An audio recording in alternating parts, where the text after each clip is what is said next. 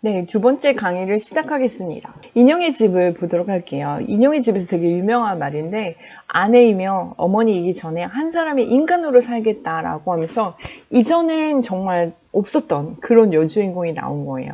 집을 뛰쳐나오죠. 아이들이 있어요. 아이들도 있고 남편도 있는데 버리고 나는 한 인간으로 살아보겠다 하고 집을 나가는 정말 새로운 여성상이 여기에 나타납니다. 정말 독립적이고 주체적인 그런 여성이, 깨달은 여성이 나오게 되죠. 당시 입센이 이런 것들을 했어요. 실제로 스칸디나비아 연맹 조례를 수정을 요청했어요. 여성들도 사서로 일할 수 있게 해줘라. 그리고 선거권을 달라라고 했는데 선거권을 굉장히 늦게 받게 됐죠. 노르웨이도. 인형의 집 노라 이후에 입센을 근데 이게 이제 입센이 약간 이중적인 그런 면이 되게 많아서 작품 속에서는 이렇게 여성을 위하는 것처럼 했지만 이후의 작품들은 여성들이 너무나 끔찍하고 희생당하는 그런 여성들로 많이 묘사해서 이 사람이 정말 페미니스트인가라고 보면 전 좀 아닌 것 같아요. 실제로 자기가 낳은 아이가 있는데 아이를 버립니다. 그래서 이제 양육권 소송을 하게 되는데 양육권 소송에서 양육비를 안 내고 해서 소송을 걸어요. 여자 쪽에서. 그런데 하여튼 그 소송까지 걸려들었을 정도로, 그리고 끝에 마지막에 정말 이 아들이 다 커가지고 찾아와서 너무 힘드니까 조금만 도와달라고 했는데 주머니에서 몇만 원 꺼내주고 다시는 나 찾아오지 말라 이렇게 버린 적도 있거든요. 근데 입센의 그 작품 속에 나오는 아이들이 굉장히 상처받고 버림받고 막 거기다 성병 걸리고 막 정말 정말 불쌍한 아이들의 모습들이 되게 많이 나와요. 정말 끔찍한, 엄마 아빠가 사랑을 나누는데 아이가 책상에 떨어져서 불구가 되고 죽게 되는 이런 이야기도 있고, 또 유령이라는 작품은 사실 인형의 집의 후편 같은 작품이에요. 그래서 여주인공이 다시 집으로 돌아오면서 그러나 변한 것이 없는 것을 발견하는 이야기가 유령인데, 이 작품도 있고요. 사실 본인이 그래서 그런 것이 아닌가 이런 생각을 해보고, 어렸을 때 사생아라는 그런 놀림을 많이 받아서 그런지 어쩐지 정말 조금 굉장히 이중적인 그런 면들이 많습니다. 여자도 되게 많이 만났고요. 그리고 가족한테 매우 인색했어요. 그래서 사실 젊었을 때 나가가지고 성공하고도 집에를 가지 않았어요. 그리고 동생이 진짜 되게 힘들었는데 끝까지 아버지를 보살폈는데 고향 근처에도 갔고 10원 한 장 보태주지도 않아서 이게 글로 쓰는 작가들을 보여주는 것과 실제 삶은 굉장히 다르다는 것들을 보여주는 대표적인 작가가 바로 입센입니다. 가족의 비극을 주제로 이야기하면서 본인의 가족에게는 비극을 만드는 사람이기도 하고, 다른 여자들과 이제 막 바람도 많이 펴서 문제가 많았던 사람입니다. 그리고 실제적으로는 굉장히 보수적이었어요. 아까는 노르웨이 민족을 위해서 이런 활동도 했지만, 또 본인이 훈장을 받기 위해서 우리나라는 이렇게 국왕이 있어야 된다. 폐하를 위해서 정신적 깃발을 들고 싸우는 사람이 바로 나다. 이런 식으로 우리나라는 군주제가 적합한 나라다. 공화국이 아니고 오히려 군주제가 맞다. 이렇게 할 정도로 굉장히 보수적인 사람이었어요. 그리고 노벨 문학상을 타기 위해서 엄청 뛰어난, 그리고 본인이 이제 국가에서 받은 훈장이 있는데 그 훈장을 받기 위해서 돌아왔어요. 28년 만에 다시는 이 나라에 발을 들이지 않는다고 했는데 돌아와서 훈장을 타고 매일같이 아까 이제 그랜드 카페라고 했죠. 거기를 이제 매일 정확하게 10시 가가지고 차를 마시고 이렇게 왔다고 해요. 그래서 입센이 지나가면 10시구나 이렇게 생각할 정도라고 합니다. 굉장히 애매모호하고 그 작품이 인형의 집이나 다른 작품들하고는 너무너무 뒤에가 달라지니까 일관성이 없고 좀 애매한, 그래서 사실 노벨 문학상에서 제외가 되기도 했습니다. 그리고 입센이 사실 이렇게 된 데는 굉장히 어린 시절에 그 굴욕적인 어떤 유년기를 보냈기 때문에 그렇다라는 그런 전기도 되게 많은데, 어쨌든 본인도 실패를 많이 했어요. 처음부터 연극 크리스티아니아 극장의 예술 감독을 한 게 아니라 소품하고 매표소 직원부터 했었고 밑에서부터 이렇게 차근차근 고생을 하면서 살았고, 그리고 작품을 많이 썼었는데 실패돼서 자살 시도도 하기도 했습니다. 사실 노르웨이를 떠나게 된 것도 국가에서 주는 장학금 지원금을 예술인 지원금을 받아서 28년간, 그래서 본인은 이거를 자기 망명이다, 계속 돈은 타면서 돌아오지 않았던, 어떻게 보면 사람들과 잘 어울리지도 못하고 약간 아웃사이더 같은, 그러면서도 본인이 훈장을 항상 차고 차를 마시러 갈 정도로 좀 보여주기식의 이런 것들을 되게 많이 했었던 작가이기도 합니다. 이제 페미니즘에 대해서 알아보도록 하겠습니다. 페미니스트와 페미니즘이 있는데, 페미니스트는 이제 페미니즘 활동을 지지하는 그런 사람이고요. 특히 여성의 권리, 기회, 평등 이런 것들을 여러 형태의 이론들을 가르치는 용어가 이제 페미니즘이라는 말이 되겠어요. 이것도 근데 1차, 2차, 3차가 있어요. 1차에서는 여자도 남자와 똑같다, 동등해야 된다, 평등해야 된다. 그러니까 여성들에게도 선거권을 달라. 그리고 우리도 재산권이 없었나요? 없었어요. 지금 노라 같은 경우도 모든 재산은 남편이, 그리고 아버지가 사위한테 주는 이런 형식으로 돼 있고, 그냥 청소년하고 똑같아요. 부인이 뭐 돈을 쓰려면 남편에게 허락을 받아야 되고, 이런 권리들이 사유재산권에 대한 권리들이 없었던 페미니즘 운동의 1차적인 거는 이런 것들을 주장하고, 그리고 윌스턴 크래프트의 여성의 권리 옹호, 이 책이 굉장히 유명하죠. A Vindication of Rights of Women 이라는 책인데, 이 작품을 통해서 페미니즘이 이제 시작됐다라고 이렇게 선언이 되기도 하죠. 선언서와 같은 거고, 그 뒤로 작가들도 많이 나왔는데, 이거를 주장한 사람들이 백인 여성이고 중산층 이상의 엘리트 여성들이었어요. 그러다 보니까 그러면 흑인이면서 또 어려운 하층민, 노동자 계급의 이런 여성들에 대한 배려가 없었다고 또 나와집니다. 그래서 1차 페미니즘 운동은 어쨌든 백인 중산급 이상의 여성들이 주장했던 남성과 똑같은 권리를 달라라는 그런 주장이었고요. 2차에서는 사회적 불평등 현상에서 여성 해방을 주장했어요. 그래서 여기서는 여성성, 다르다라고 주장했어요. 아까는 어떻게 했어? 남성과 똑같다 이렇게 했는데, 아니다. 여성만의 어떤 특징이 있다. 아이를 낳고 양육하고 글쓰기 방식도 다르고, 이런 여성만의 특징을 오히려 더 주장해서 여성에게는 다른 점이 있다라는 것을 보여준 게 2차 페미니즘 운동입니다. 그리고 3차 페미니즘 운동에서는 여성만 얘기하는 게 아니에요. 여기에서는 이제 각 계층, 인종, 백인, 흑인, 그리고 이제 아시아, 그리고 계층 쪽으로는 상류층만 얘기하는 게 아니야. 하층민까지도 여기에 이제 포함되는 게 뭐냐면 섹슈얼리티, 여기에 이제 게이나 레즈비언 이런 것들도 다 포함해요. 모든 차별받는 이런 것들에 대한 이거는 다른 것이다. 우열을 가리는 게 아니고 이런 다양성을 다 인정해 줘야 된다라고 하는 게 3차 페미니즘 운동이고 지금까지 이어져 오고 있습니다. 그런데 우리나라에서는 여러 문제들이 진짜 많이 발생해요. 지금 이론만 봐서는 1, 2, 3차 다 너무 좋습니다. 특히 3차에서 이런 국적이나 종교 이런 것까지 다 포함한 것들을 가지고 있어서 저는 정말 이상적인 개념인 것 같은데, 지금의 우리나라에서는 굉장히 다른 문제들이 굉장히 많죠. 그리고 이 여성 혐오, 남성 혐오에 대한 문제가 너무 심각해서 극단적으로 살인까지도 일어나는 일들이 벌어지고 있습니다. 인형의 집이 이야기를 보면 사실 몇 명 나오지가 않아요. 되게 간단해요. 그리고 되게 얇아요. 연극이기 때문에 연극 대본들은 길 수가 없어요. 그래서 물론 이제 괴테 파우스트 같은 작품은 좀 길지만 이 작품 굉장히 얇고 내용 읽다 보면 도대체 이게 뭐야? 끝날 수도 있습니다. 주인공 노라고요. 친구인 린데 부인 있고 남편이 헬멜이에요.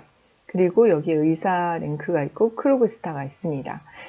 사실 노라가 이제 크리스마스 날 선물을 남편한테 이제 식구들 선물이랑 다 주면서 자기 선물은 돈으로 달라 이렇게 이야기를 하는 장면으로 시작을 하는데, 노라는 굉장히 사랑스럽고 이런 여성으로 나옵니다. 근데 이 노라가 이렇게 돈을 악착같이 모으는 이유는 사실 헬멜이 아팠었어요. 그래서 병원에서는 죽을 수도 있다, 요양을 가지 않으면 죽을 수도 있다 이런 이야기를 듣고 노라가 헬멜을 데리고 요양을 갑니다. 근데 돈이 없기 때문에 어떻게 하냐면 그때 이제 사문서를 위조를 하죠. 굉장히 큰 범죄 중에 하나인데, 당시에 그 여성은 제가 아까 재산이 없다고 했죠. 그래서 아버지가 돌아가시려고 해서 아버지 이름으로 사인을 해가지고 크로그스타한테 돈을 빌리죠. 지금으로 치면 러시안 캐시 같은 사람이죠. 그래서 이분에게 돈을 빌려서 요양을 가서 헬멜이 건강을 되찾고, 지금은 은행장으로 이제 이제 새해부터는 은행장으로 취직을 하게 돼서 가게 되는 상황이 됐는데, 이 크로그스타는 노라가 사문서 위조를 한 걸 알고 있었고, 그때까지 노라는 몇 년 동안 계속 이 돈을 밤에는 막 바느질하고 뜨개질하고 해가지고 낮에는 막 돈을 아껴가지고 많이 갚았어. 거의 다 갚은 그런 상황인데, 이 크로그스타는 헬멜과는 동창이에요. 그리고 같은 은행에 다니게 됐는데, 헬멜은 그게 싫어서 크로그스타를 해고합니다. 그래서 크로그스타가 노라에게 협박을 하는 거죠.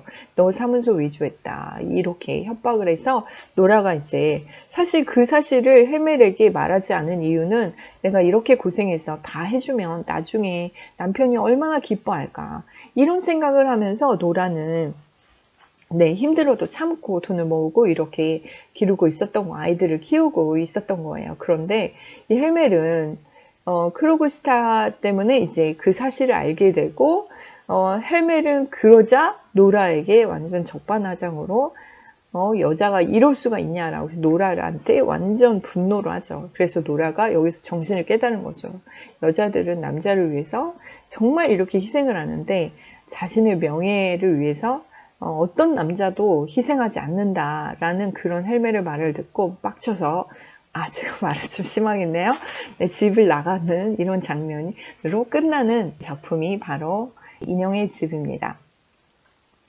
인형의 집의 노라는 대사가 굉장히 좋은 대사들이 되게 많아요. 이 사회가 옳은 건지 내가 옳은 건지 내가 직접 확인해 봐야 되겠다, 이런 이야기를 하고요. 그리고 8년간의 이렇게 희생적인 부부 생활을 마치고 집을 나가는 그런 이야기입니다. 이 작품이 나왔을 때 완전 한쪽에서는 이거는 노동자와 여성들의 해방 이야기다, 그리고 한 성이 다른 성을 법으로 억압하는 거, 이거 진짜 나쁜 사회다, 이런 기사들이 정말 많이 나왔지만, 반대로 이거는 말도 안 된다, 반대하는 사람들 대부분이었어요. 이 작품은 대단한 게 페미니즘 운동의 도화선 역할을 했고요. 여성에 대한 그런 페미니즘 운동이 일어났지만, 그거는 이제 이론적으로 이런 것들을 실제로 보고한 건 아니죠. 근데 연극은 실제 그런 사람들의 삶을 보고 거기서 이제 깨우침을 많이 얻었고, 이게 엄청난 파장을 일으킵니다. 실제 노르웨이는 이 연극 덕분에 여성의 대학 입학도 허락했고, 선거권은 1913년, 우리나라는 48년, 스웨덴 71년에 여성 선거권이 부여됩니다. 흑인 노예들도 선거권을 가졌는데 훨씬 뒤에 선거권을 여성들은 갖게 됩니다.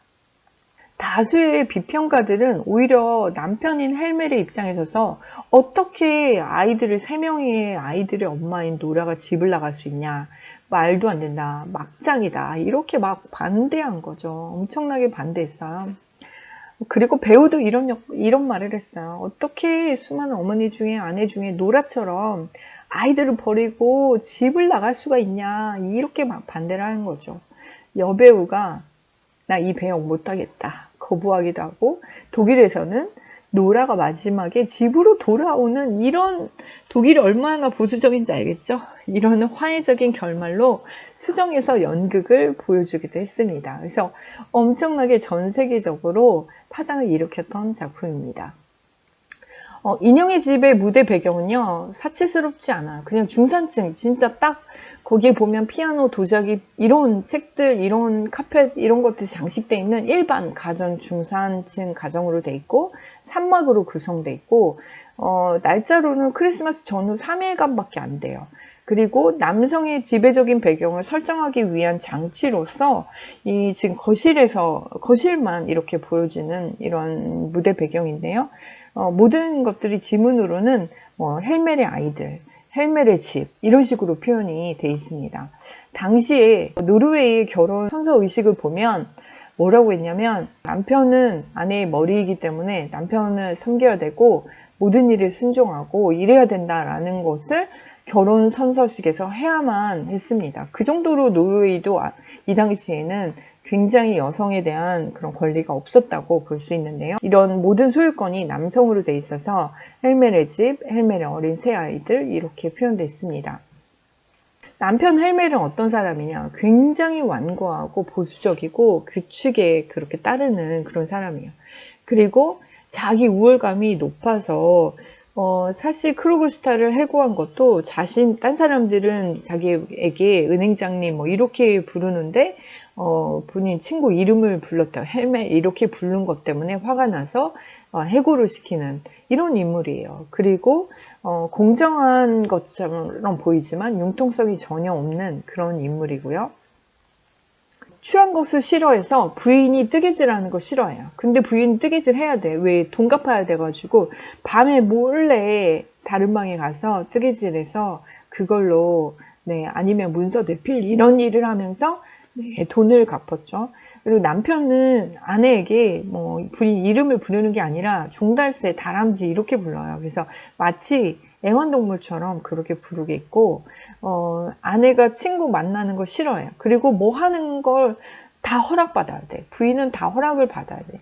그리고 부인이 이 타란툴라 춤을 추는데 이 타란툴라 춤을 다른 사람들 앞에서 보여주게 하기 위해서 남편이 일부러 추게 하는데 이걸 춤 연습을 하는 거 보고 이건 좀 자연스러움이 지나친 것 같아 이런 식으로 부인을 간섭하죠. 의상이나 이런 것도 마찬가지고요. 그 다음에 노라는 어떤 성격이냐? 굉장히 밝고 열정적이고 아주 매력 있는 그런 여성이에요. 그리고 다른 사람을 좀 배려할 줄 알고 친구 린데가 취업을 부탁하는데 그것도 부탁을 좀 들어주려고 이야기를 해주고 굉장히 긍정적인 인물이에요. 솔직히 남편이 죽게 생겼다는 상황에서 사문서 위조도 그 한두 푼도 아니고 굉장히 큰 돈을 그렇게 빌릴 정도로 잘 될 거야. 이런 상황을 헤쳐나가는 생활력 있는 그런 여성이 바로 노라입니다. 고된 일도 마다하지 않고요. 요양비를 내기 위해서 아버지 서명을 위조했고 사실 보증인 없이는 안 되는데 서명을 위조해서 이런 일을 벌입니다. 그런데 이제 여기서부터는 이제 남편이 이제 밝혀지고 나서는 헬멜이 하는 말이에요. 당신 내 모든 행복을 망쳐버렸어. 미래도 엉망으로 만들었고 그리고 이것이 당신 내 아내가 거짓말쟁이의 위선자다. 막 여기서부터 헬멜의 막말이 뒷부분에 엄청나게 나요. 그래서 아버지의 못된 성격을 막 물려받았다. 막 이런 식으로 막 부인을 모멸감을 가족을 이름을 등반시켜가지고 모멸감을 주죠. 그리고 내 인생을 다 망쳤다라고 해서 부인에게 끝없이 아주 잔소리 엄청 심하게 합니다. 헬멜이 한 말이네요. 그러나 사랑하는 사람을 위해서라도 자신의 명예를 희생시키는 사람이 없다라고 했는데 노라는 이제 여기서부터 수천만 명의 여자들이 그거를 해왔다. 그리고 이제 다시 크루그슈타가 사문서 그거 다 찢어줍니다. 계약서 다 찢어주고 그렇게 되자 헬멜이 나는 살았어. 노라 나는 살았어. 당신은 나를 사랑했어. 이런 엉뚱한 말을 하죠. 그러면서 여기서부터 다시 내 품에 돌아와라. 나의 귀여운 종달새 막 편하게 쉴 수 있다. 내가 보호해주겠다. 이런 말을 하는 거죠.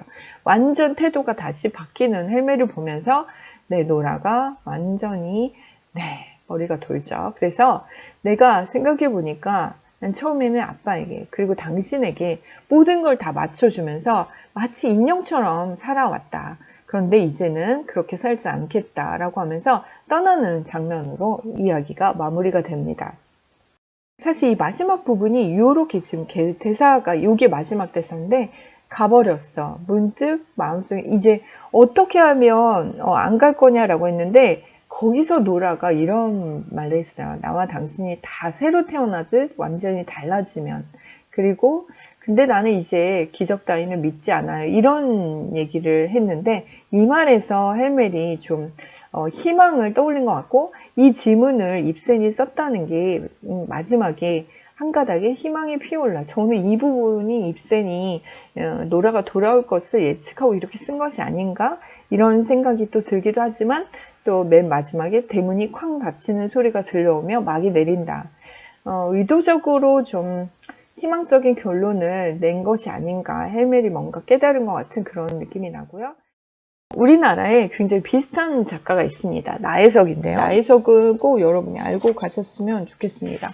우리나라 아마 최초의 신여성이고 진짜 페미니스트의 최초의 페미니스트일 것 같아요. 그리고 이분이 쓴 책이 인형의 가, 그러니까 인형의 집을 보고 당시 인형의 가라는 시를 썼습니다. 대단한 여성이고요. 화가예요. 그리고 시도 쓰고 소설도 쓰고 17살 때 미술 유학을 갔어요. 유학 중에 최승구랑 사랑에 빠지는데 이 사람이 죽어요. 그러고 나서 뭐 여러 사람을 만났지만 이제 김우영을 만납니다. 우리나라의 나혜석에 관한 이제 뭐 영화 같은 것도 나와 있습니다. 김우영을 만나서 김우영에게 조건을 내거라.